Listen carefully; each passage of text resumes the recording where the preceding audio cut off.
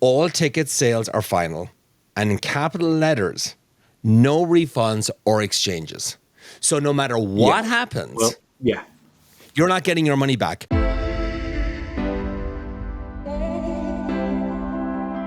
Hi everyone, welcome to another episode of Don't Let It Stu. I had none last week because I was traveling in Ireland and I was busy and I just didn't fucking want to do one. So I didn't do one. So we're back. I'm going to have 2 episodes this week and I have a great guest on, Jarlath Regan. Regan?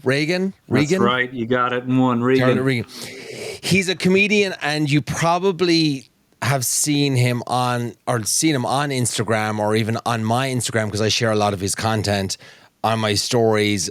I think it's really funny. He does like impersonations of like your mother and your father growing up in Ireland and they're pretty much spot on.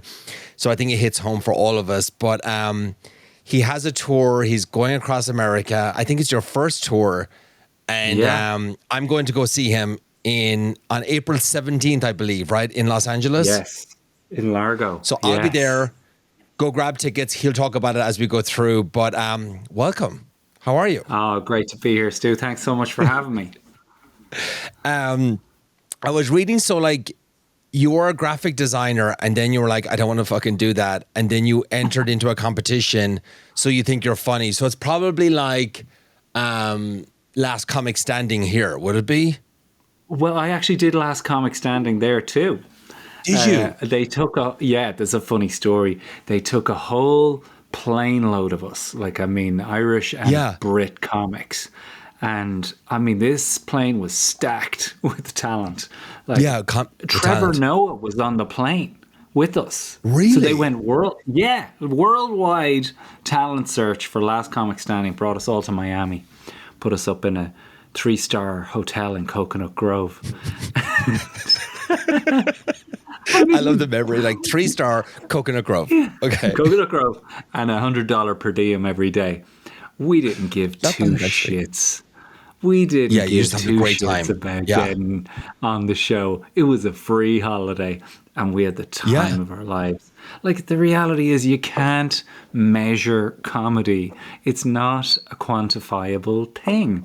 In so many ways, those kind of, as you know, these kind of cooking competitions, especially when you're at that end where everyone can cook, what are you doing? It's just a subjective thing. Like, one person's genius is another person's crap. I know. It's I love, there's so many comedians I love, but there's some I don't find them funny at all. Like, I'm not going to name names now, but and that's totally and it is fine. And like, there's one particular woman and, lovely in person. I don't think she's remotely funny at all. She's had like 2 or 3 Netflix specials, and it's like, okay, like, it's fine. I just don't get it. It just doesn't resonate with me. Like, I love Eliza Schlesinger. And you're not right. Yeah. It's such a weird world we live in where that's been forgotten, right? That the thing you think can be just as wrong as it is right. There's no nuance left. You can't say like, oh, she's so shit, like she's a terrible comedian. She's like, she's not. You just don't like her stuff, and that's okay. Yeah. She's so shit, she's a terrible comedian, and yet the checks keep coming in. So she's okay, and she's done like movies and stuff like that. And here's the thing, actually, in some TV shows, she's actually really funny because it's scripted, and I actually like her comedy in that. I feel terrible for whoever this is you're talking about, but it is just not for you. Like, it is so funny that you bring up the impressions of Irish mothers. That what I've realized from making those is that these are not unique traits. Like, mothers across the world talk this way to their kids. There is this strange hymn book that they all read from in terms of guilting you for things you shouldn't feel guilty about, triple checking things you've already reassured them on several times, saying the same stuff. Like, I get people in touch from Sri Lanka going, this is Sri Lankan moms as well. And you're like, what? Jewish moms incredible. In particular have a lot in common with Irish moms, I realise. I could see that. These are universals. It's funny because it's like, growing up in Ireland, I moved here 20 years ago now next year. And actually, no, 2004. So we're 21 years. But it's like when I saw your videos, like, because no one had done it like specifically to Ireland, like maybe like, I don't know, maybe like the lads from the Republic of Telly or something like that, maybe Jen Zamparelli, like maybe she kind of touched on a tiny bit, like whatever, in one or two of their sketches, but yours was this, I just was like, oh my God, I was sending it to my brothers and sisters. I was like, this is literally Mammy at home. It's my mother at home, you know? So funny. Isn't and it's it, almost we like all have the same mom. Yeah, it is. It's amazing, like in Ireland, and it doesn't matter where you live in Ireland, because there's like, 32 counties in Ireland. Like everybody has a different version of it. It doesn't matter, like whatever. But it was just so funny. What else I would say? So you went on that show, so you think you were funny. Did you win that then? You were a finalist. Did I? I didn't. I got put back on the plane on Last Comic Standing, and but with the So You Think You're Funny thing, I think I got to the final of these things, and then probably just shit myself when it came to the big show. I mean, really, I was 23, and I didn't know what I was doing. None of us did. Yeah. Like, I'm sure you can remember 23-year-old you going, God, you kind of think you got an idea, but like that is 21 years ago. Like, I do not recognize that guy in those photos. I really don't. It's amazing. And I certainly don't agree with 99% of the jokes he was doing on stage at that time. Like, it's just so fun. The comedy's moved on, the world's moved on, everyone's moved on. You've grown up, and but like it definitely is those. I'm sure you've taken your licks over the years, and they all matter. Like, you're going over here to do this American tour. I think it's about amazing. Those weird gigs where it was like really, really tense. All of that kind of challenges along the way. You end up with a really thick skin, and you don't get nervous. Like, I do not get nervous before going on. Never saying where you can't. Yeah. No, it's all nonsense anyway. Like the nerves and stuff like that. It's just like, we get it, and I used to do it as well when I did like cooking shows or auditions and stuff like that. And just one day I woke up and I was like, stop giving a shit. Just go in there and just have fun but literally like get out of your fucking head and like make a fucking shit of yourself when you're in there. It doesn't matter. And then once you like let go of it, people become more like a magnet to you. Then they want to hear more. Yeah, and obviously there's limits to that. Like, you can't just go in and do terribly. But really, all your nerves, when people talk to me about stage nerves, it's just your body hoping you do well or trying to prepare you to do your best. That like you're sweating because your body is in a fight or flight mode. You know, your stomach is tight because it's preparing for an assault. And it does fade when you recognize that, nah, I'm not, I know I can do it.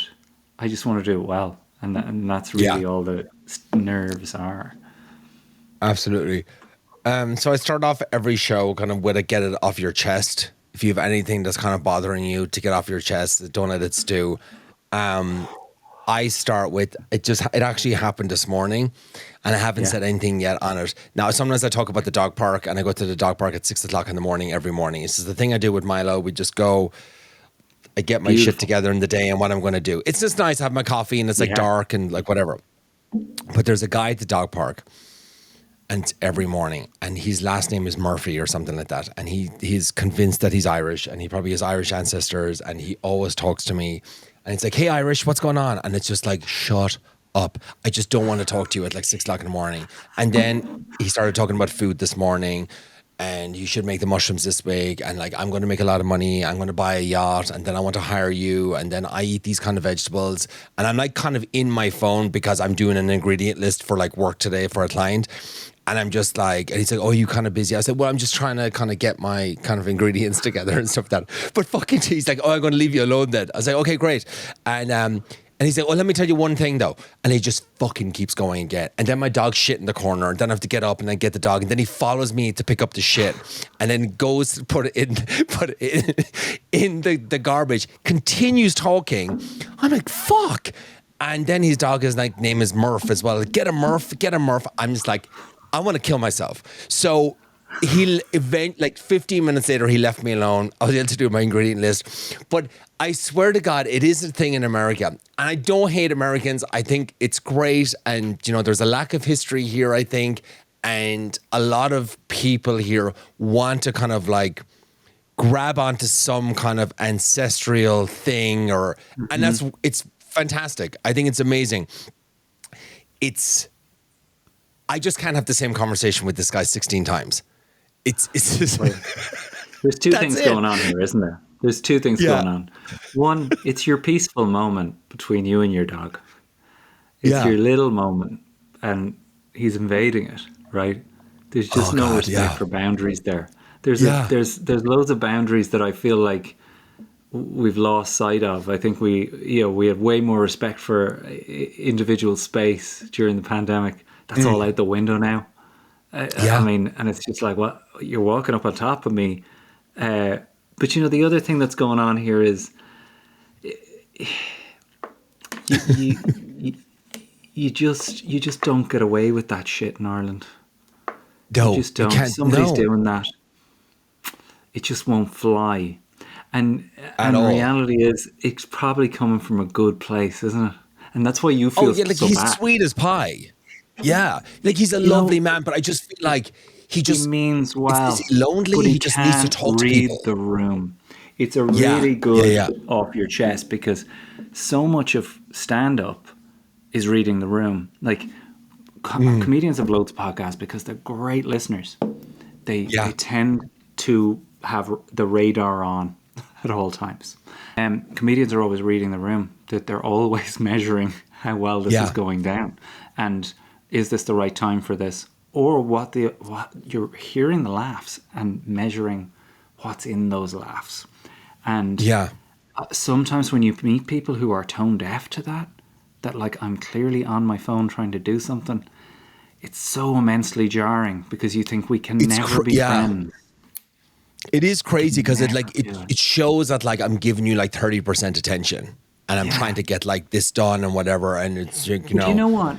Shouldn't we, like, our approach as Irish people is to go, oh Jesus Christ, this I would never in my life say to this man, I'm actually in the middle of a kind of thing here. Would you mind if I talk to you later on? We'd fucking never do that. The fear. No, I would never. I wouldn't have the balls to do it. And they'd think you were rude. But really, he'd probably respond really well to that. He'd probably be like, I respect that, bro. I respect it. Yeah. He would. He probably would. Exactly. But anyway, it was just like whatever. It's a great get it off your chest. Do you think there's ever anything happening across the? Well, I was just there. Oh man. Well, anything for yourself the that kind of just like of getting everything together to leave for the States. Yes. On Thursday. So today is Tuesday, and everybody knows that anxiety of getting everything in line for a 2-week trip. Yeah, it is a head melt, because you need sleep more than you've ever needed sleep in your life. But you're just going through lists in your head the whole time. It's just zero crack, and so many things can go wrong. And you also know, I'm gonna forget something. I'm definitely always. It's gonna be like the other day. I ran a 10-mile road race down in Cork. With Sonia O'Sullivan. She has this 10-mile road race. Yeah. And I was meticulous in the planning. For those listening, Sonia O'Sullivan was like a gold medalist, like 3 or 4 times in the Olympics. No, she is. Anyone who knows athletics knows this name. Yeah. She is the greatest Irish track athlete of all time. And she silvered at the Olympics, and it was absolutely ridiculous. And the person who beat her later emerged to be a drugs cheat, and that adds more to the pathos of her story. But I went down and I was meticulously prepared for her race, and the one thing I forgot to do, guess. You're never going to guess. Like your runners, your trainers? Nope. No. Worse. Nipple covers. What? Water? Nipple covers. What did you forget? My nipple covers. You got to wear nipple little covers. Nipple covers, man. Why? I tore the nipples out of myself. I mean, they're not there anymore. There's 2 scabs where they used to exist. From what, running? Yeah, man. It's a problem. It's a problem for us. What are you wearing? Like sandpaper or is like a t-shirt? I mean, I was wearing a singlet. And, maybe they'll grow back. Maybe I'm Wolverine of nipples. But they're not there. No tits. It's the one thing I forgot. Oh my God. That's amazing. So I just went to Ireland, and I have this funny story. It's just one of those stories that, like, you know, your parents always just have some way of just embarrassing yourself, like embarrassing you at some point. And it's just classic. My mom passed away like about a year and a half ago, right? So I go home now once or twice a year to see my dad, and you know, I went home for like 4 days in Nina, and I was like, we're not staying in the house, we're going and doing something every day. So we went horse racing each day. So we went to Kilkenny, we went to Gorham Park last week, and I was like, oh, let's go. Trainer, by the way. Oh, he was? Okay. Yeah. And so we get up early, we go, and I'm like, look, let's have lunch at Lyrath. Is it Lyrath Castle?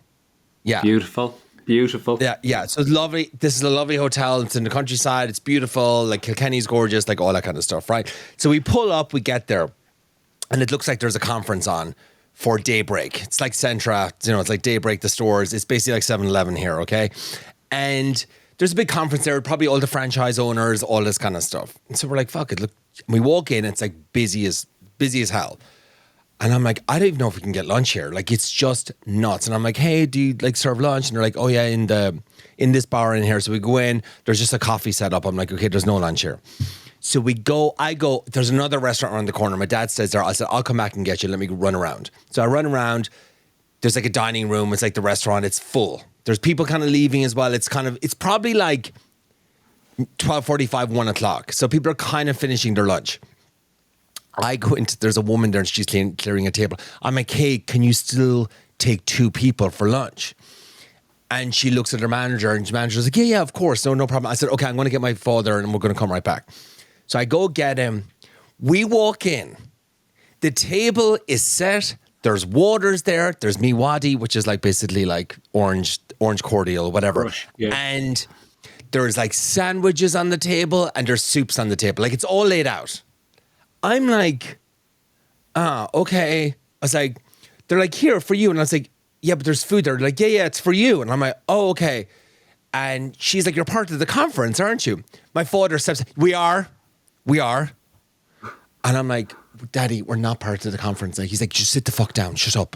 We'll just eat. It's grand. I'm like, oh my God. I was like, this is so embarrassing. But then I'm realizing, because I did go upstairs to like, there's a grill bar upstairs, and I was like, hey, you serving like lunch? They're like, no, we have a conference in the hotel. So it's like a buyout. The hotel is like a buyout. So when I realized that when we walk in, I'm glad my dad did say that, because we weren't getting food. So, but we didn't have the lanyards on or anything like that. So we sit down. I've never eaten butternut squash soup, and so I'm just so fucking fast in my life. And I'm just like, this is so typical of my father. This is just like, my God, I'm 43 years of age. Nothing has changed. So then we leave, and now I want a cup of coffee, and I want something sweet or something like that. So we leave, and there's a coffee station, and there's a guy giving out coffees, like just drip coffee, whatever. And Daddy's like, I'm going to get a coffee here. I said, you're not. That's part of the conference. Let's go buy a coffee. Let's just leave. We'll go to a Starbucks or something like that. He said, no, I'm just going to go up here. I'm like, oh my God. I said, this is so fucking embarrassing. I just felt like someone's going to catch us. What? He just likes free shit. Just free shit, like, yeah. And just like, it's just so typical. And so then I go up, and then I kind of walk away, and he's getting the coffee, and I was like, oh, sure, fuck it, I might as well get the coffee as well. Like, why not? So then I go up, but then there's a coffee bar around the corner, and then I buy a brownie. I was like, can someone just take some money from me? Because I feel like we've just gotten so much free shit. Like, it was just, oh my God. It just was so typical, though. Why was that so embarrassing? Because if you had a friend in America, it's just you'd be like, he's such an opportunist. He's so much fun. Totally. But it's like, your dad. But I just feel like as a kid, like, you know, your parents would do it kind of on purpose to kind of embarrass you. So I just had this whole moment. Oh, yeah. I mean, that's it was the so whole funny, thing, though. isn't it? I still have a vivid memory of my mother taking me to a teenage disco, and the teenagers were too shy to dance to start with. Yeah. And the lights are on, the floor is empty, the DJ is spinning the tunes. I'm about 9, maybe 10, and I have a vivid memory burned into my retinas of my mother on the dance floor trying to get everybody going. Yeah. She's on the dance floor by herself. No. That's another level. Come on, kids. This is how it works. And I'm just like, holy shit. There's no recovery from this. I should just emigrate. Scarred for life. Oh my God. So, like, I watched some of your clips online. Okay, this is what I want to know as a comedian. You have a wife, right? Tina is her name. Yes. Correct? And, okay. and manager. You've been with her. And manager, okay. And, oh yeah, that's right. Because the email, I saw the email that she sent back. It's so funny. Does she, like, you crack jokes about her on stage too? Like, she doesn't mind it. Do you pass those jokes by her first? Or it's like, surprise? Well, in truth, I would never do anything that she hasn't signed off on. Like, I'll be totally honest. Yeah, good. Right. That's a good boundary. But, yeah. You know, she helps write a lot of my stuff. She is an incredible writer and has amazing comic instincts. And, you know, I will point out crazy shit that she's doing. Like, she has this thing at the moment where in the office we work together. Her internal monologue is external. So she'll be doing her emails and she'll be like, who the fuck is this? And this is what I have in the background all the time. Where'd that email go? Oh, here it is. What the fuck? I seem to have deleted that. And you're just like, that's an observation about life with her. That if I'm to bring that to the stage, I definitely think you need to get sign off from your wife to go, I'm going to talk about this. But what's interesting is that she'll always, like, once you've collaborated on it, the angle, I think, is much better because it gives both sides of the story. And I think that when male comics go on stage and rip into their wife, it sounds so one-sided, it's mean. And I'm always trying to avoid that. Yeah, so I'm always trying to avoid that and try and always temper it with the understanding that I'm no angel and the stuff that she's putting up with from me is way worse. And similarly with the impressions of Irish mothers, it has to come from a good place. It has to. Yeah. Otherwise, people go terrible. I really glad you said that because I dated a guy and he has a radio show and stuff like that. A lot of people know who I'm talking about. And he's quite funny on the radio. Like, he is funny and he's like sharp and he's sarcastic and stuff like that. He's not a comedian, but he's funny, you know? Yeah. And when we dated, like, he would like rip the piss out of me on the radio, right? And it's like, sometimes I was like, oh, you're fine, you can say that, like, whatever. But I felt like the times that we did talk about, hey, I'm going to talk about this today on the radio. Hey, I'm going to talk about it. I'm like, grand, like, fucking go at it. Like, have fun. Like, I don't mind people ripping the piss out of me. It's fine. But then there was some times where he didn't tell me what he was going to say. And then it kind of, the story was embellished. And I'm like, wait, that didn't happen. Now it makes me look like a fucking loser. Now it makes me look like I'm an alcoholic. And then it's like a massive fight erupts. And it's like, if you just had sat down and chatted with me and told me about it, we could have avoided all these arguments or all these fights or whatever it is. And honestly, I probably could have worked with you on it and made it even funnier. Well, here's the big difference, right? When he's a radio DJ, the understanding is, like, I guess based on the model of somebody like Howard Stern, that it's him recounting his actual life. Whereas the understanding I see with comics that sometimes gets lost in translation is that I am not doing a documentary about my life up here. And anytime I've run into trouble with people going, you can't say that about this, it's like, well, you know, it is a cartoon. It's not a photorealistic drawing of my existence or my relationship with my wife. And I think Tina, my wife, really understands that and has always got that. Yeah. Like, well, I know what I signed up for and I understand how it works. And if other people don't, that's on them. Because if you, like Bill Burr says, if you're coming to these shows expecting facts, you're in the wrong room. You know, you've come to the wrong place. Because these are caricatures of our lives. Whereas the DJ, that's very different. That's very different, isn't it? If he was on stage really doing it, people would know he's a wild and crazy guy.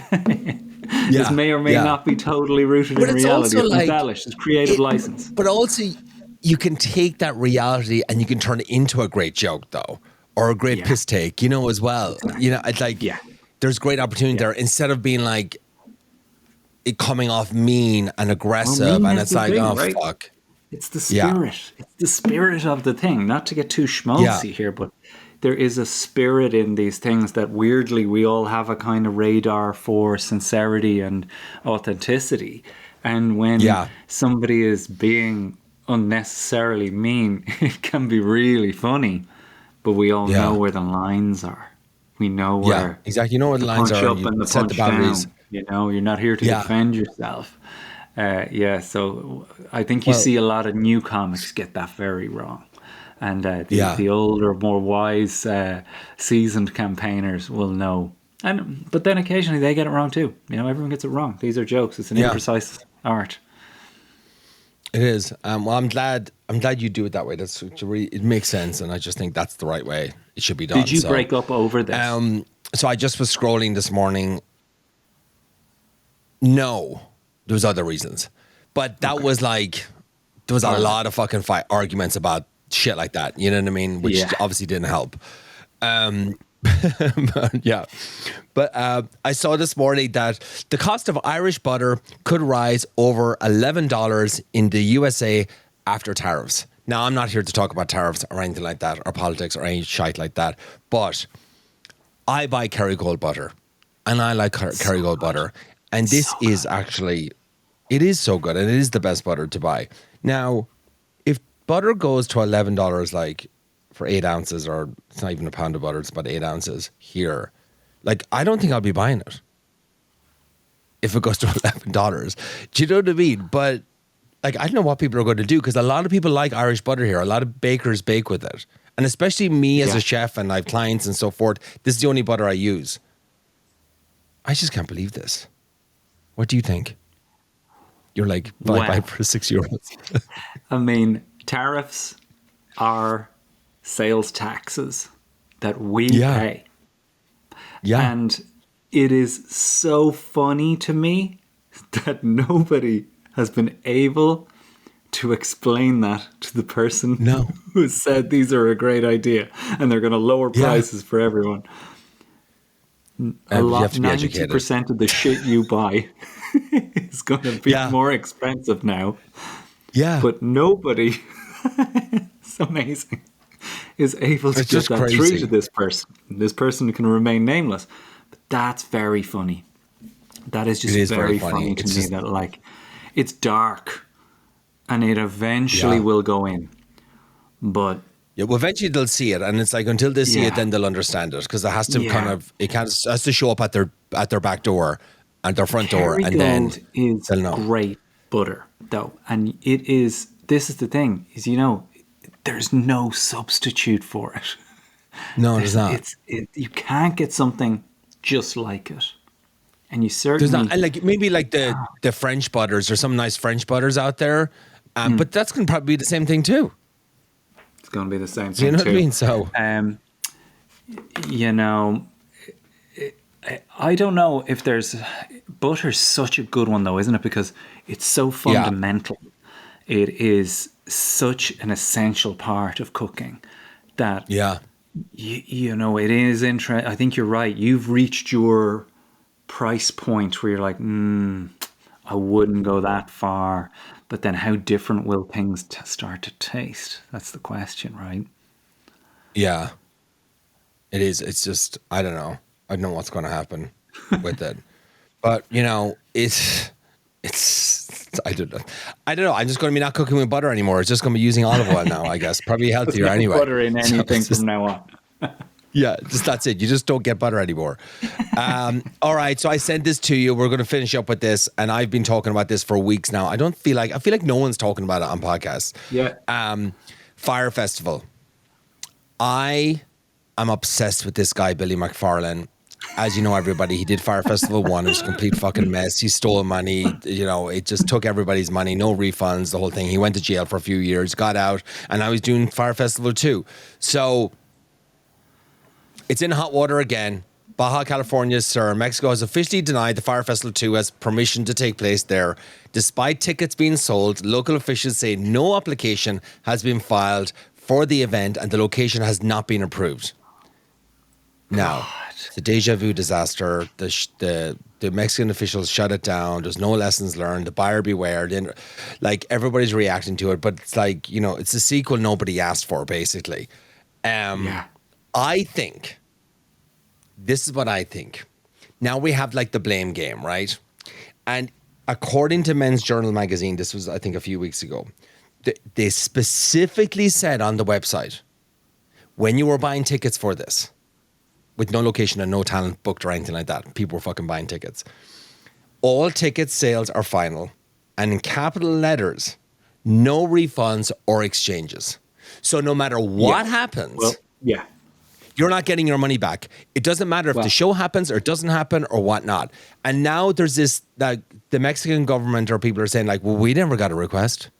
And then they're saying we did. Billy. I say good on him. Good on him. I'm with Billy all the way here. If people are stupid enough to buy that ticket, you're right. Knowing his past, then fair play to him. He has basically found those... a loophole. Yeah, the stupidest people available. He's done nothing wrong. He's basically told them, you're potentially buying nothing. Basically, that. Buyer beware. I think he must have looked at America and thought, I bet people will buy these, even knowing about me, about what I do when I try to run festivals. And he was right. It's not I don't know how he sleeps at night, but I mean, he hasn't done anything wrong, has he? Well, he doesn't think he does, because every time he talk to him, he's done nothing wrong. It's still happening. He's just in denial. He's just completely in denial every time. Say that again. He's still saying it's happening.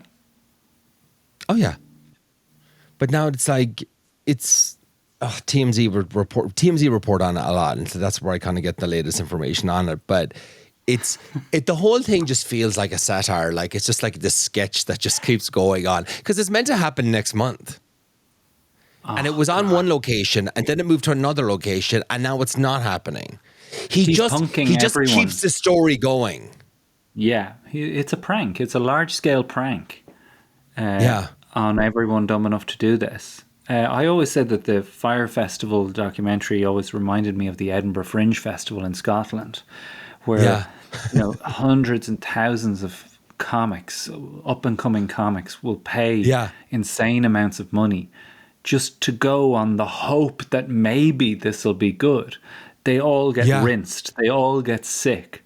They all take the most tremendous kick in the bollocks for a month, nightly, and leave 10 grand in debt. And they come back the next year and say, please, sir, can I have another? This is the please, sir, can I have another? People want in on the catastrophe. They want to see how this plays out. That's the thing. It's they're almost like buying tickets to go down, maybe to film the disaster, to kind of get off on it, or I don't know. Yeah. It's just bizarre to me. It really is. Yeah. All right. Well, I wanted to finish up with that, and I did. Jarlath, tell everybody where they can follow you, where they can go and buy tickets for your show. Come see him in Los Angeles. I'm going to be there as well with 3 other people. I don't know who else I'm taking yet, but yeah. Yeah, people should come to this show, right, for the main reason is that it's escapism. We need 90 minutes where you laugh so hard your makeup runs, you get an ab workout, and you just are free of it all for 90 minutes. This is not going to change your worldview, this show. It is just funny for 90 minutes. And that is what I'm chasing. It's called In Bits, and it is on in Vancouver, Seattle, Portland, LA, San Francisco Palace of Fine Arts, the Wilbur in Boston, 2 shows in the Gramercy Theatre in New York, Washington, D.C. at DC Improv, and finally in Toronto at the Queen Elizabeth Theatre. Now, these are big old rooms, so I need people to come out. A lot of them are nearly sold out. You're doing well. You're selling them now. Yeah, they are selling, but like, there's some tickets left. But you know, guys, we've got to laugh, man. I mean, I get these messages all the time when my stuff on. You can find me on Instagram and TikTok or whatever you're at. I mean, isn't the best part of your day, Stu, where you laugh and you wipe your tears away? Like, it's just this involuntary human reaction where your body emits this insane noise. I mean, if you don't have that in your day, I think the day is wasted. I'm saying make space for it. You have to commit time to it the way you would and go into the gym. You need to make space for laughter in your life or you'll go crazy. So come and see this show. And I'll put the links, guys, in the information under the show. Where can people find you on Instagram, Jarlath, before we go? You know, the best thing to do is just search the name here, Jarlath Regan. I think it's Jarlath Regan _ Irishman Abroad. You'll find Irishman me. There's not too many Jarlaths on there. They're not. You can find him. You can find everyone. All right. Thanks so much for listening, everybody. Thank you so much. Absolute pleasure. Thank you. And I'll see you in like about 2 weeks. See you in 2 weeks. Bye. Bye.